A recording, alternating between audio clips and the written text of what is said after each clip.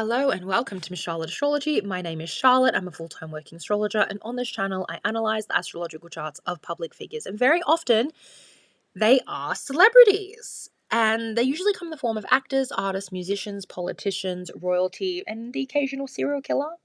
But today, I'll be doing something a little bit different from the usual. I will be analyzing the Synastry chart of a daddy and daughter. It's a daddy-daughter synastry between the biggest superstar in the world, the Carol King / Cole Porter of our generation darlings, the one and the only Taylor Swift, and her businessman father, Scott Swift. So the reason why I'm covering them today is because they've been in the news. Allegedly, according to Candace Owens, Scott Swift is the person that contacted Justin Baldoni's team and told them that Taylor had been blackmailed by Blake Lively into deleting text messages and issuing a statement of support for Blake. Otherwise, she would release 10 years worth of text messages. We don't know how true this is. I'm not sure, but it's interesting. It's messy. So, yeah, it's very clear that Taylor Swift's dad is very protective. You know, he's a very, very protective father. And he's not just her dad. He is her business partner. You know, when she started her career, he made sure his little girl was safe, and he bought shares in the company or whatever. So he's a shareholder. He is one of the bosses of the Taylor Swift Corporation, because Taylor Swift isn't just a person. She's like an economy. Like, she's an institution. So yeah, he is going to protect his daughter's interests because it protects his interests. So yeah, they do seem really close. They seem they look like they have a great relationship, but I also question how perfect it is, because Taylor Swift's love life has been very tumultuous. It's been a bit volatile. And her choice of men, she always goes for these dudes who think they're better than her. And like, she's like seeking the approval from these wanks. You know what I mean? Why? Why? If your relationship with your father is so healthy, then why do you go for these British dudes that are like, you know what I mean? You know, like those wanky British dudes. I've dated a wanky British dude. You've probably dated a wanky British dude. Ugh, they always roll their eyes at things, you know, when they think that they're too cool for school. Anyway, I want to have a look at their synastry just to see what's going on. So I hope you enjoy this. Before I dive in, I just want you guys to know I have an event. I'm holding a 2-hour class on the IC, which in Placidus marks out the 4th house of the home, of the domestic sphere, family secrets, family curses, generational cycles, things like that. So we'll be looking at planetary placements, planetary aspects to the IC, defining what the IC is, what it means, and we'll also be looking at celebrities' ICs. And so that means we're going to have some hot tea spilled in this session. So if you would like to join the class, it's 2 hours, it's 45-minute presentation, and then a 75-minute Q&A where you get to meet me and pick my brain. If you'd like to do that, the link is below, and I'd really appreciate it. We've sold quite a few tickets already, so I'm really excited to meet you guys. Okay. I also have 15-minute recorded readings, which is like recording my voice, tearing up your chart. It's for full chart readings, synastries, transits. They're 30% off right now, and you can get those in the link below. And if that's a little bit too expensive for you, I do have 5-minute recording readings. They're more focused, and they're for specific areas of your chart or your life, or astrocartography. And if you don't want to do that, I also have YouTube members where you get extra little special services and deals, and also extra content. And it's just one tier, £5 a month. And if you don't want to do that, please like, subscribe, comment, click the bell, help me with the algorithm. I'd be very appreciative. We just got to 8,000 followers, so I'm very, very grateful. Okay, that's it. Okay, let's have a look at Taylor Swift's relationship with her dad. So Taylor's the inner ring, she's the blue planets, and then Scott is the outer ring, the red planets. I don't have a birth time for Scott, so we're just going to use the planetary placements. And Taylor, we don't know her rising sign. I've put Capricorn. I know some of you are so desperate to put her as a Scorpio rising, but as a Scorpio rising myself, I just don't see it. I'm a Scorpio rising. I just don't see Taylor as a Scorpio rising. I could see her as a Scorpio midheaven, because the midheaven is how the whole world sees you. So I think that's more appropriate. Maybe it's not the rising that you're looking at. Maybe it's the midheaven. If you really think she's a Scorpio rising, it's probably the midheaven that you're observing. But I'm open to being wrong. If she ever releases her birth time, if she ever chucks a Beyonce, we'll amend the chart. We'll do it. We'll redo it. But anyway, until then, let's just use what we have, and let's say she's a Capricorn rising for shits and giggles, okay? So, Taylor is a sun in Sag. She has a Mercury in Capricorn in this heavy malefic conjunction with Uranus, Neptune, and Saturn. She's a Venus in Aquarius, and she has a Cancer moon with Jupiter and also a Mars in Scorpio, okay? Her dad is a Pisces sun and Mercury. He also has a Venus in Aquarius. He also has a Mars in Scorpio. He also has a moon in Cancer. And yeah, isn't that funny that on the day Taylor was born, he was having like 3 planetary returns, and he just finished his nodal return.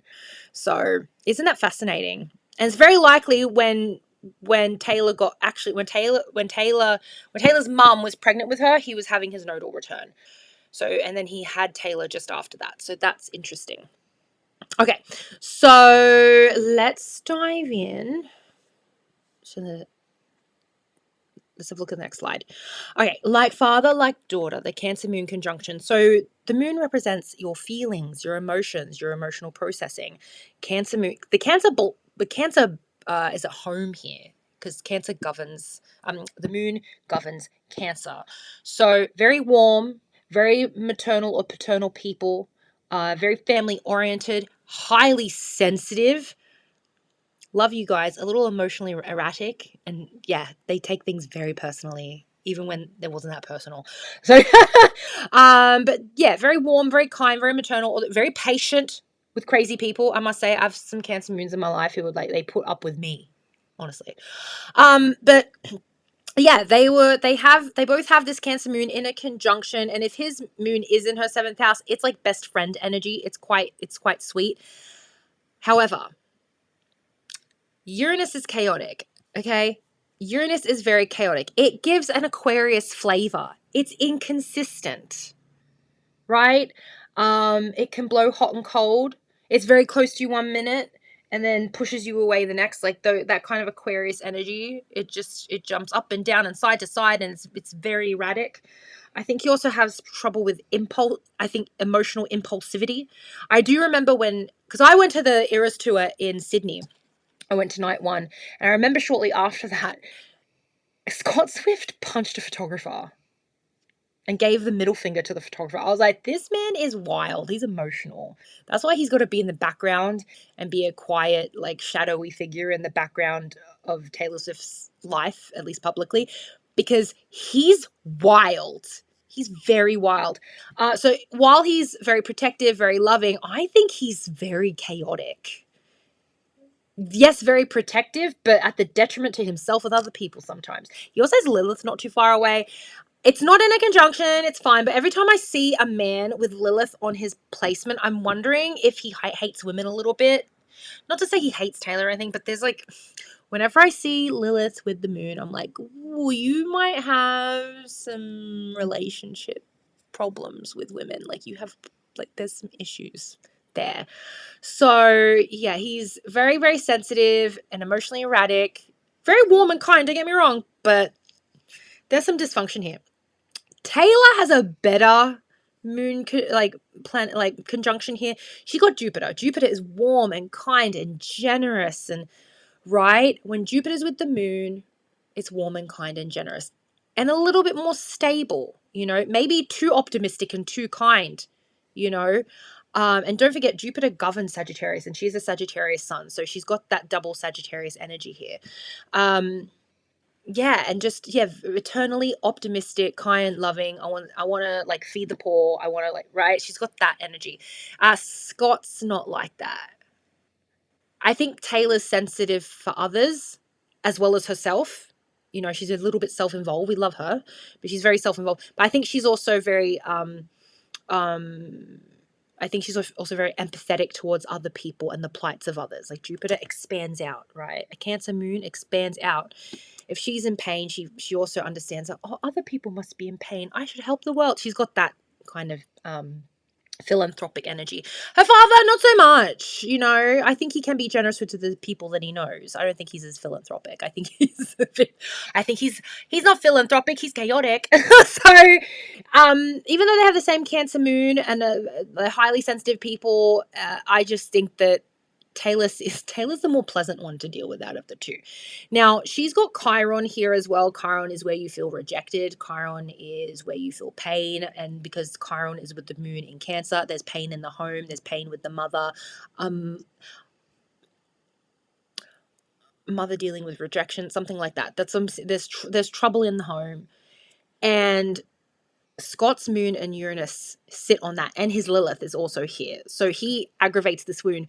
Her father is probably the only man, or one of the few men in her life that can make her feel loved and whole and healed and secure. But because it's pressing on that wound, he can also make her feel incredibly insecure and unloved. He tickles that Chiron. He presses on that Chiron. He can love her, and then when he's inconsistent and he's erratic and he's being a careless father to a careful daughter, he hurts her. Yes, I just referenced this song because I'm a little bit of a Swiftie. Anyway. Yeah.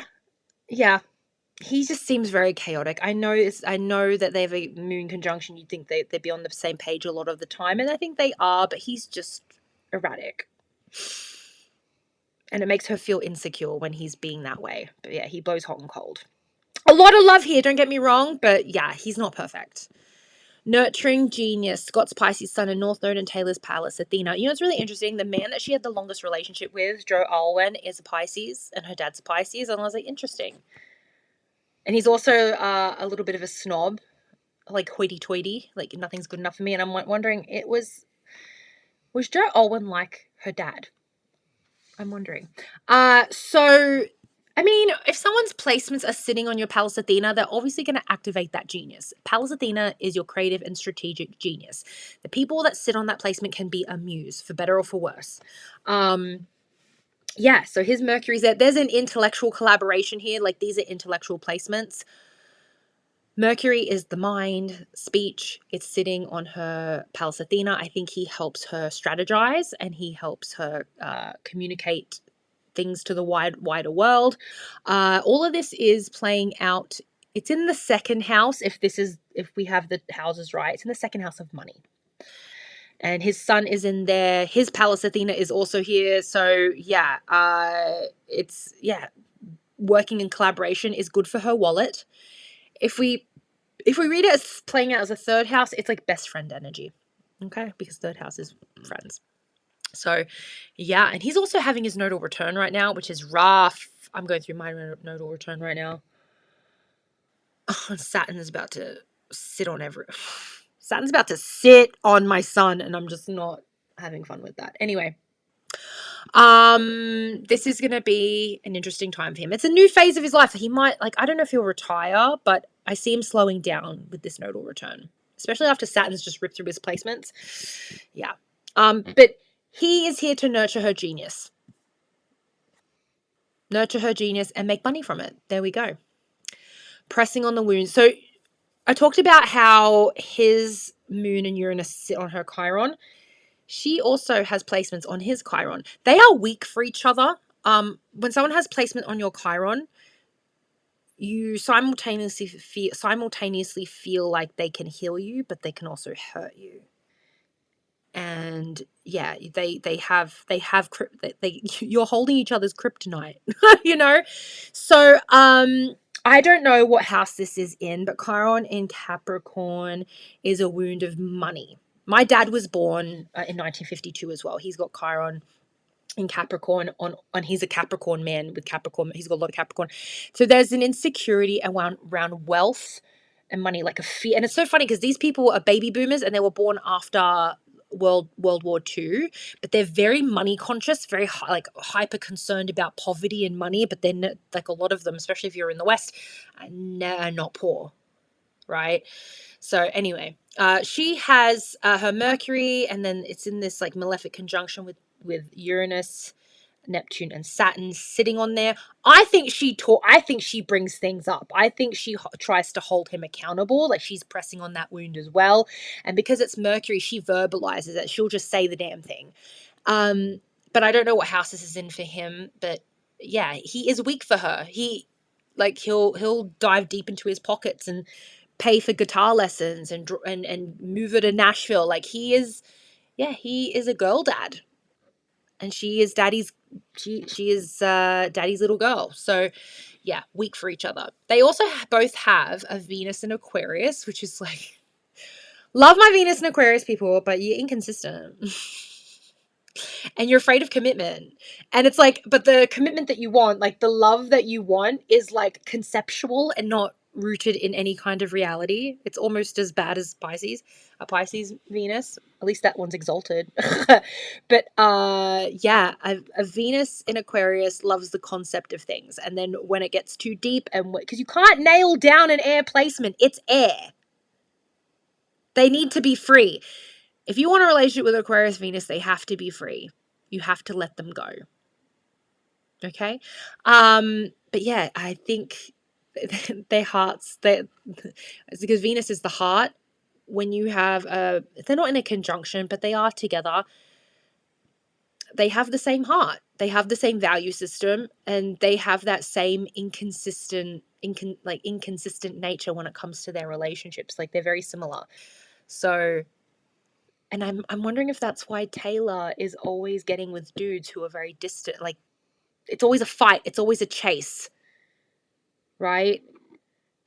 She does need to be with someone that can be with her friends as well. It's like, if you have to also love my friends. You have to. So it's just, yeah. I'm wondering why him and Andrea didn't work out, because he's got a Venus Mars square.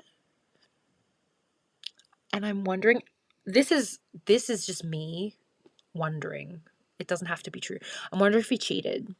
I'm wondering if there was something there with cheating. It's okay. I'm open to being wrong. Anyway. Power struggles. So even though they love each other, even though they're business partners, I do think there is a fight for power. Mars conjunction Pluto does indicate that if she does have a midheaven in Scorpio with this Pluto, with this Mars, and there's Lilith here and Juno here, it's very ruthless. I wonder if he often tries to steer the ship. Even though she's Taylor Swift and she is the boss of her own company, like, you know, she's the Taylor Swift of Taylor Swift Incorporation. He is the one that financially invested in the company first. I made you. I don't know if he said that, but that's the vibe here. It's like, I made you. I created you. I created you, Taylor Swift the person, and I created you, Taylor Swift the corporation. I'm your first backer. I could imagine him not. I don't know if he would say this to her, but I could imagine his vibe is like, I'm a shareholder in this company, and you will do as I say. I wonder. It doesn't have to be that way, but that I wouldn't be surprised. And lastly, yeah, we've got the chart as a whole again. Honestly, I really, really wish we had more houses. Then I could give more insight. But I hope you guys enjoyed this. I hope, let me know. Let me know in the comments what daddy, daughter, or mother, son, what parent-child synastry would you like me to do next? I know some of you are going to be like, Kardashians and Jenners. Ugh. Fine, I'll get around to it. But can we just get some interesting people? Can we get some intelligent people who are charismatic? Please. Cerebral people. Let's have great personalities. If they're not smart, can we have some really great personalities who are intriguing? Because yeah, the Kardashians, I'll do them if they're viral, but I'm just like, ugh, they're so dull. I can't even sit through a Kardashian. I can't sit through it. I feel like I drop IQ points watching it. Anyway, let me know in the comments. And yeah, if you I've got an event on. If you'd like to come, book now. They tend to sell out quite quickly. And I've got 30% off my 15-minute readings. So, yeah. Okay. See you guys in the next video. Bye.